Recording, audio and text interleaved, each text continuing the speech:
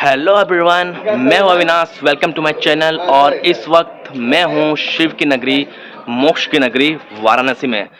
मेरे पीछे गंगा नदी है और मैं इस वक्त हूं रामनगर फोर्ट में, जहां स्थानीय लोगों के हिसाब से ब्रह्मास्त्र मूवी की शूटिंग भी हुई थी। तो कब आना है, कैसे आना है, कितना खर्चा होगा, कहाँ रुकना है, वीडियो को अंत तक देखिएगा बिल्कुल। और लिखिए हर हर महादेव और मेरे साथ घूमिए वाराणसी।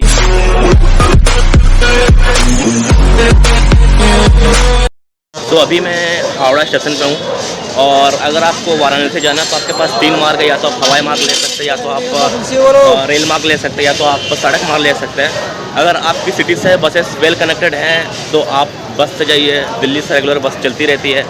और अगर आप फ्लाइट से आना चाहते हैं तो आपको लाल बहादुर शास्त्री एयरपोर्ट में उतरना होगा। एंड वहाँ से आपको 25 किलोमीटर पड़ेगी। 25 किलोमीटर में आप कोई भी कैब या टैक्सी कीजिए एंड आप वाराणसी जा सकते हैं। बट मैं रेल से जा रहा हूँ बिकॉज काफ़ी बढ़िया कनेक्टिविटी है। आप वाराणसी जंक्शन में उतर सकते हैं, बनारस में उतर सकते हैं। अगर फिर भी वहाँ आपको टिकट नहीं मिलती है तो आप दीनदयाल उपाध्याय से भी जा सकते हैं, जो लगभग 17 किलोमीटर है वाराणसी से। एंड ट्रेन लगभग यहाँ से 8 बजे से, बट मैं यहाँ 2 घंटे पहले ही आ गया बिकॉज जब आप महादेव की नगरी आते हैं तो आपको एक अलग लेवल का एक्साइटमेंट होता है।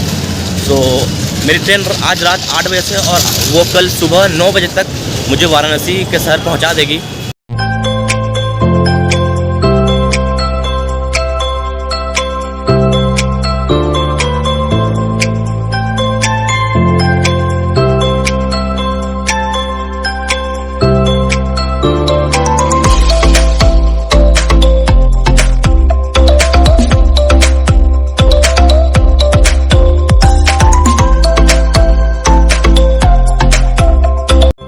सो फाइनली वो टाइम आ चुका था।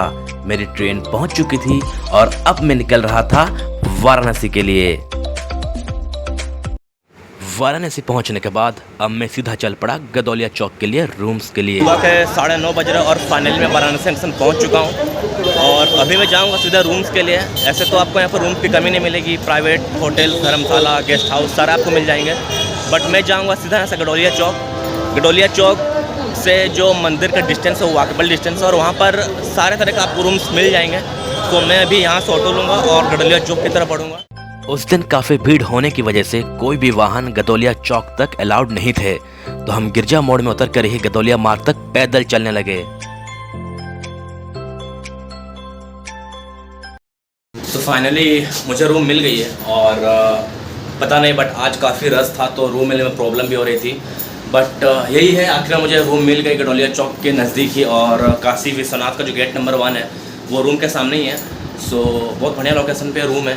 एंड रूम मिलने के बाद फ्रेश होके मैं निकलूँगा बाबा काल भैरव का मंदिर। कहते हैं कि काल भैरव काशी के रक्षक हैं, तो विश्वनाथ जी के दर्शन करने से पहले भी हमें बाबा काल भैरव के दर्शन करने चाहिए, क्योंकि वही इन बनारस वासियों के रक्षक करते हैं। फ्रेश होने के बाद मैं निकल पड़ा था बाबा काल भैरव के दर्शन के लिए, जो मेरे रूम के लोकेशन से तकरीबन 1 किलोमीटर की दूरी पर थी। और वहां पहुंचते हुए इन बनारस की गलियों से गुजर कर जाना अपने आप में ही एक अलग तरह का अनुभव था।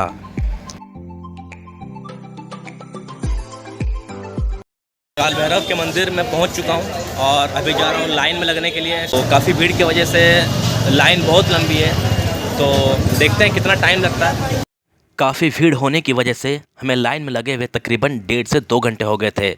लेकिन उसके बावजूद भी इतनी धूप और गर्मी होने के कारण भी बाबा काल भैरव के अच्छे से दर्शन हुए और मन काफ़ी प्रसन्न हो गया था।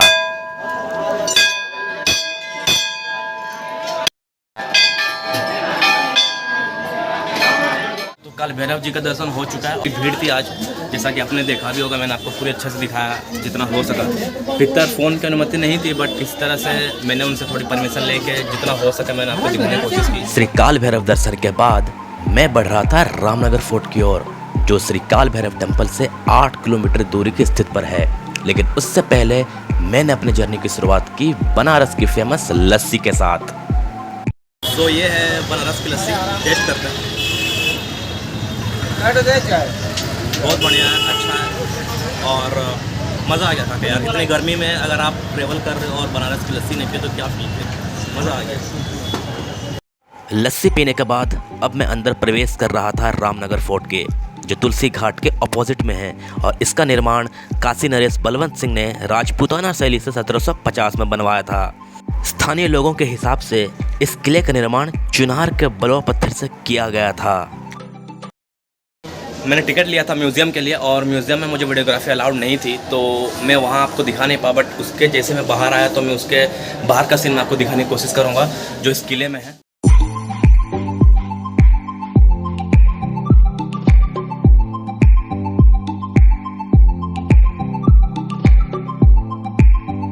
सो गाइस, म्यूज़ियम यहाँ पर बहुत सारी हिस्टोरिकल चीज़ें थी। वहाँ पर फ़ोन की अनुमति नहीं थी तो मैं फ़ोन लेके नहीं गया था, बट जैसे मैं बाहर आ रहा हूँ तो मैं आपको सारी अपडेट्स दे रहा हूँ, यानी कि सारी चीज़ें जो है किला वगैरह वो सब मैं आपको दिखा रहा हूँ।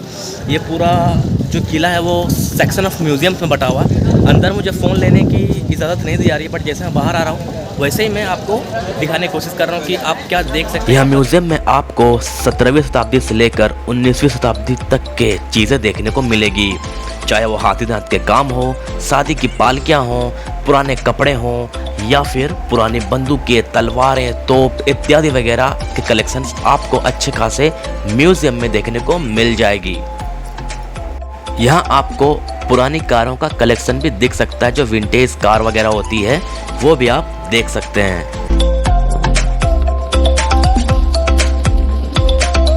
आसपास के लोगों की माने तो यहाँ पर बॉलीवुड के प्रसिद्ध कलाकार रणवीर कपूर और आलिया भट्ट की मूवी ब्रह्मास्त्र की भी शूटिंग हो चुकी है।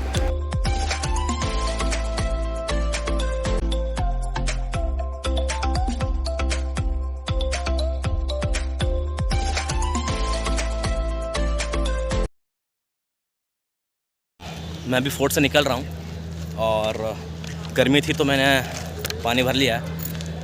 फ़िलहाल मैं जा रहा हूँ लंच के लिए और लंच के बाद फिर संकट मोचन मंदिर के लिए निकलूँगा। तो जितना फोर्ट का था मैंने जितना हो सका उतना दिखाने की कोशिश की। ये फोर्ट पूरा कवर करने में तकरीबन हमें 1 घंटा लग गया, 1-1.5 घंटा है। काफ़ी बड़ा तो नहीं बट मॉडरेट है। 1 घंटा लगभग आपको लग जाएगा अगर आप सारी चीज़ों को कवर करेंगे और सारी म्यूज़ियम वगैरह कवर करेंगे और जितने भी हिस्टोरिकल प्लेसेस हैं उनको कवर करेंगे। तो बाकी यहाँ पर डिपेंड करता है कि आप किस तरह से कवर करना चाहते हैं। फोर्ट से निकलने के बाद और थोड़े पेट पूजा करने के बाद मैं चला था संकट मोचन मंदिर, जहाँ फोटोग्राफी और फ़ोन तो अलाउड नहीं थे, बट दर्शन काफ़ी अच्छे से हुए। तो हनुमान जी के दर्शन हो गए, संकट मोचन के दर्शन हो गए और हम दर्शन करके बाहर निकल रहे हैं। अब मैं जा रहा हूँ बनारस की फेमस बोट राइड और देखते हैं वहाँ पर क्या व्यवस्था होगी। हालांकि मुझे यहाँ के लोगों से पता चला कि वहाँ पर बहुत सारे घाट आपको दिखा देंगे किसी एक बोट पे तकरीबन सारे घाट्स को कवर करा सकते हैं। तो अब बनारस आते हो और माँ गंगा के पास जाते हो तो बोट राइड तो हर कोई करता है। मुझे पता चला कि बोट राइड के प्रति व्यक्ति का किराया 300 रुपये है। And yes, it's all about your bargaining skills. पूरे दिन के सफ़र के बाद पवित्र पवन गंगा किनारे बैठकर एक अलग ही शांति प्रतीत हुई। थोड़ा वक्त गुजार कर मैं चल पड़ा था घाटों की सैर करने और मेरी शुरुआत हुई केदार घाट से। तो अभी मैं केदार घाट में हूँ और केदार घाट से हम जा रहे हैं हरिश्चंद्र घाट। हरिश्चंद्र घाट से होते हुए मणिकर्णिका घाट जाएंगे और मणिकर्णिका घाट से दशाश्वमेध घाट की और प्रस्थान करके वहाँ पर गंगा आरती में हम लोग सम्मिलित होंगे। तो हम लोग मणिकर्णिका घाट जा रहे हैं और बीच में जितने भी घाट पड़ रहे हैं बोट वाले भैया उस सबकी जानकारियाँ मैं दे रहे हैं कि कौन कौन सा घाट में क्या क्या कहानी हुई थी, कहानी इसके पीछे क्या जुड़ी हुई है, ताकि आपको भी ये जानने को मिल सके कि हमारा इतिहास, हमारा सनातन का गहरा इतिहास कितना बड़ा है, कितना प्राचीन है। खोल में पार्वती माता स्नान की और शंकर जी भी स्नान किए। स्नान करते समय पार्वती माता की कान की बाली चली गई और शंकर जी की माला यही बड़ी चली गई। सारी देवताओं से खुजवाए, बहुत खुजवाए, 56 करोड़ देवताओं से खुजवाए, वो नहीं मिला तो उनको गुस्सा चढ़ गया, क्रोधित हो गए। अब क्रोधित हो गए उन्होंने श्राप देने लगा। जब श्राप देने लगा तो विष्णु भगवान सुने तो उनके पास भागे गए और उनके पास जाते जाते तब श्राप दे दिया शंकर जी। शंकर जी बोले जैसे मेरी समान खो गई है, और जिस शोक में मैं जल रहा हूँ उसी तरह यहाँ की धरती जो है सदियों के लिए संतान होकर जलती रहेगी। उसी के नाम से मणिकर्णिका घाट शराब दे दिया। जब शराब दे दिया तो विष्णु भगवान बोले प्रभु काशी को खंडित कर दिया, गजब कर दिया, ये अच्छा नहीं किया, काशी को खंडित कर दिया, 3 खंड खंडन कर दिया। तो शंकर जी बोले ठीक है मैं एक वरदान देता हूँ। तो बोलिए प्रभु और क्या बोलते हैं। तो शंकर जी बोले जो बाड़ी यहाँ आएगी और गंगा स्नान करेगी, चिता लगाई जाएगी, सीधे स्वर्ग जाएगी, काशी पापनाशी मोक्षाश्रम, ऊपर में मोक्षाश्रम है।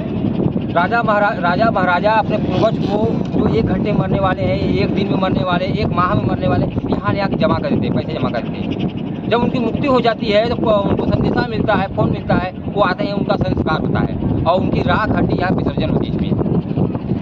ये मुक्ति धाम है, कभी नहीं बुझती है और चलती रहती है। हाँ कोई ना कोई वो लगा रहता है। और कभी कभी जो है साल में जैसे ठंड अधिक पड़ी, एक दिन में 500 बाड़ियाँ, एक दिन में 500 बाड़ियाँ। और जो अधिक गर्मी हो गई तो एक दिन में 400 बाड़ियाँ, 300 बाड़ियाँ। यहाँ पर जो है विदेश से आती है, देश विदेश से आती है यहाँ पर बाड़ी चलने के लिए। और जो बाड़ी वहीं चलती है विदेश में, जो बाड़ी यहाँ नहीं आ पाती है विदेश की, जो बाड़ी विदेश की यहाँ नहीं आ पाती है, उसकी राख, उसकी हड्डी यहाँ आती है, विसर्जन होती है यहाँ यही घाट पे। मणिकर्ण का मेन मसान का बड़ा मसान।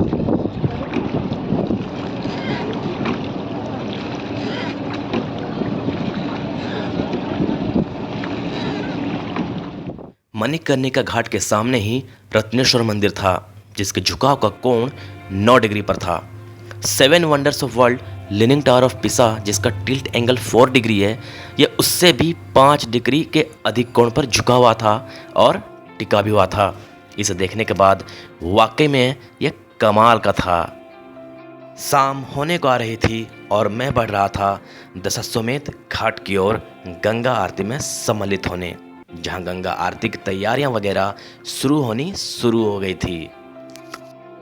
तो मेरे पीछे आप देख रहे हैं दशाश्वमेध घाट, और मणिकर्णिका से होते हुए हम दशाश्वमेध घाट की तरफ आए हैं। और मैं आपको दिखाऊंगा कि गंगा आरती के लिए पूरी तरह से सब कुछ तैयार हो रही है, कैसे सज रहे हैं। जहाँ पर भी आरती हो रही है, फूल वगैरह, दीप वगैरह सारे लगने शुरू हो गए हैं, भीड़ लगनी शुरू हो गई है। जैसे जैसे शाम हो रही थी, दशाश्वमेध घाट दुल्हन की तरह सज चुका था। पूरी तैयारी भी हो चुकी थी और लोग इकट्ठा होना शुरू हो चुके थे। हर कोई इस गंगा आरती में सम्मिलित होकर इन यादों को कैद करना चाहता था।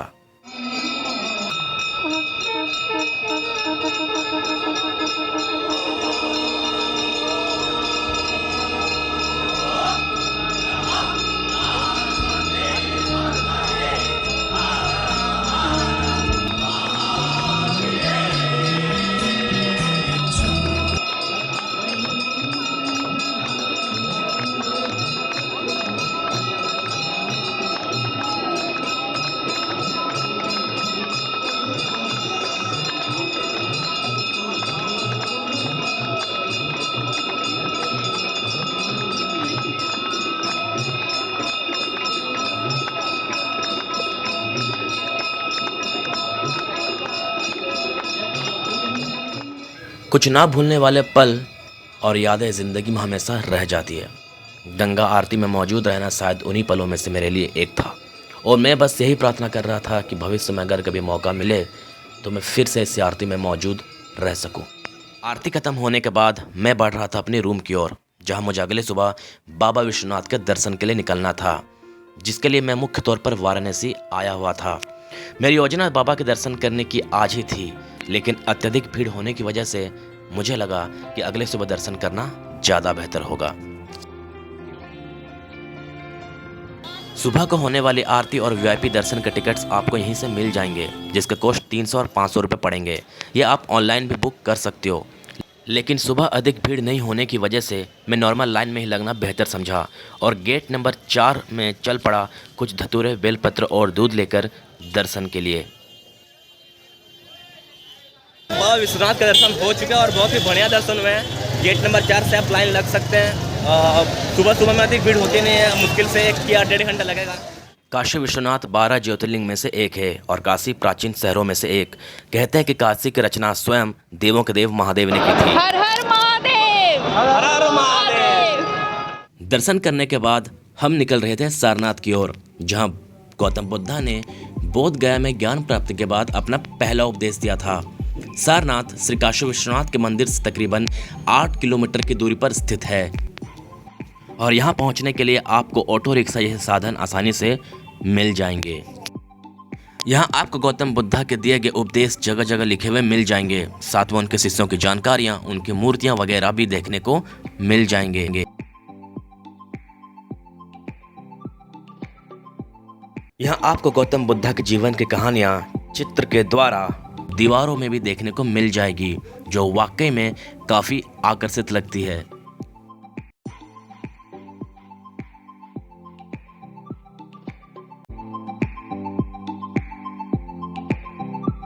सारनाथ से निकलने के बाद वाराणसी का मेरा यह सफ़र खत्म होने को आ रहा था और साथ में लेके जा रहा था बहुत सारी खूबसूरत यादें। अभी हर एक पहलू पर बात करेंगे। द फर्स्ट वन इज़ हमें कब जाना। तो आप कभी भी जा सकते हो, लेकिन अगर आपको थोड़ी कम भीड़ चाहिए तो ऐसे जो भी फेस्टिवल्स है जो शिव जी से रिलेटेड है, लाइक सावन का महीना हो गया, शिवरात्रि हो गया, तो इन दिनों में अगर आप जाना अवॉइड करेंगे तो आपको थोड़ी कम रस मिलेगी। एंड नवरात्रि भी हो गया, तो जो भी फेस्टिवल्स वगैरह हैं अगर आप उन दिनों को छोड़कर जाओगे तो थोड़ी कम भीड़ आपको देखने को मिल सकती है। द सेकेंड थिंग इज़ हमें कितने दिनों की प्लानिंग करनी चाहिए। तो मेरे हिसाब से 2 दिन काफ़ी होगा। एंड वन थिंग गाइस, मैंने अपने वीडियो में BHU के प्लेसेस कवर नहीं किए, तो मुझे लगा कि वहाँ जाना उतना ज़रूरी नहीं होगा, लेकिन अगर आप जाना चाहते तो आप जा सकते हैं। उसके लिए भी 2 दिन मेरे हिसाब से आई थिंक काफ़ी होगा। द थर्ड थिंग इज़ हमें कैसे जाना है, कैसे पहुंचना है, तो इसकी डिटेलिंग भी मैंने अपने वीडियो में पूरी अच्छे से दी है कि आप बाय रेल, बाय ट्रेन या फिर बाय फ्लाइट भी जा सकते हो। जाने के बाद हमें कहाँ रुकना है तो इसकी भी जानकारी मैंने वीडियो में दी है। आप गदौलिया चौक में रुक सकते हो, गदौलिया मार्ग में रुक सकते हो। आपको उसके अलावा अगर आपको होटल्स नहीं मिल रही तो आपको होटल से कोई कमी देखने को नहीं मिलेगी, लेकिन ट्राई यही कीजिएगा कि मंदिर के वॉकेबल डिस्टेंस के पास ही आप रहो। इसीलिए मोस्ट ऑफ द जो टूरिस्ट्स होते हैं, मोस्ट ऑफ द जो डिवोटीज होते हैं, वो गदौलिया चौक या उधर ही आसपास रहना प्रेफर करते हैं। The fourth one, the main thing, हम कहाँ घूम सकते हैं। आप बहुत सारी जगह घूम सकते हैं। काशी विश्वनाथ मंदिर के अलावा आप बाबा काल भैरव का मंदिर हो गया जो मैंने दिखाई भी है, उसके बाद संकट मोचन मंदिर हो गया, रामनगर का फोर्ट हो गया, उसके बाद आप बोट राइड करके जितने भी घाटों की सैर है वो कर सकते हो। एंड आफ्टर दैट BHU के प्लेसेस भी आप कवर कर सकते हो। तो ये सब जगह आप अच्छे से कवर कर सकते हो। सारनाथ हो गया, ये सब जगह आप घूम सकते हो। अब आता है मेन चीज़ पर कि कितना बजट हम बनाएं, कितना खर्चा हम बनाएं कि हम अच्छे से आप एक्सप्लोर कर सकें। तो पहली बात आती है रूम्स की। रूम्स आपको 1000 से लेकर 1500 के बीच AC नॉन AC पर ट्विन शेयरिंग के बेसिस पर मिल जाएंगे। तो गाइज इससे कम में भी आपको मिल सकते हैं। आप डॉर्मेट्री वगैरह, धर्मशाला वगैरह लोगे तो इससे कम में भी मिल सकते हैं, बट मैं एक मैक्सिमम रेंज बता रहा हूँ कि इतना अगर आप लेके चलोगे तो आपको कमी नहीं हो सकती। तो अगर 1000 रुपये भी आप पकड़ रहे हो ट्विन शेयरिंग के हिसाब से, पर पर्सन का एक दिन का 500 रुपये होता है। उसके बाद आते हैं खाने को लेकर। 200 रुपये में आपको अच्छी वगैरह थाली मिल जाएगी, वेज थाली वगैरह मिल जाएगी। तो आप आराम से एक दिन में पर पर्सन का 500 रुपया मील्स काफ़ी होगा, लंच, ब्रेकफास्ट एंड डिनर मिला के। खाना पीना भी हो गया। अब बात करते हैं घूमने का कॉस्ट को लेकर। तो आप ऑटो वगैरह कीजिए, वहाँ पर ऑटो वगैरह होते हैं जो आपके सारे local sight seeing, local places आपको घुमा देंगे। बट अगेन आपको यहाँ पर बार्गेनिंग स्किल करनी पड़ेगी। 1000 से 1200 के अंदर वो लेते हैं और आपको जितने भी प्लेसेस है वो कवर करवा देंगे। अधिक से अधिक 1200 से 1300 वो लेंगे, उससे ज़्यादा आप मत देना ही मत। तो पर पर्सन के हिसाब से यहाँ पर 300 रुपये, और अगर 4 जन भी जाते हैं तो प्लेसेस एक्सप्लोर करने के बाद अब आते हैं बोट राइड पर। एंड यहाँ पर डिपेंड करता है कि आप कितने घाटों को कवर करना चाहते हैं। बेसिकली जो प्रति व्यक्ति का किराया होता है वो 300 रुपये होता है। 300 रुपये में वो आपको जो मेन घाट होते हैं, जो हरिश्चंद्र घाट हो गया, मणिकर्णिका घाट हो गया, दशाश्वमेध घाट हो गया, ये सब आपको वो आराम से कवर करवा देंगे। और ओवरऑल करें तो 2000 तक आप इजीली वाराणसी को घूम सकते हैं, एक्सप्लोर कर सकते हैं। तो अगर आपको छुट्टियां मिलती है या फिर मन करता घूमने आने का तो प्लान बनाइए। आई होप कि मैंने सारी डिटेल्स जो है वो वीडियो में देने की कोशिश की है, और अगर कोई डिटेल्स मैंने मिस की है तो आप मुझे कमेंट कर सकते हैं। अगर आपको वीडियो अच्छी लगी तो आप लाइक कीजिए, शेयर कीजिए, सब्सक्राइब कीजिए। एंड मैं उम्मीद करता हूँ कि अगली बार एक नए जगह को लेके आऊँगा, एक नए जगह की डिटेल्स और इन्फॉर्मेशन लेके आऊँगा। तब तक के लिए जय हिंद, जय भारत,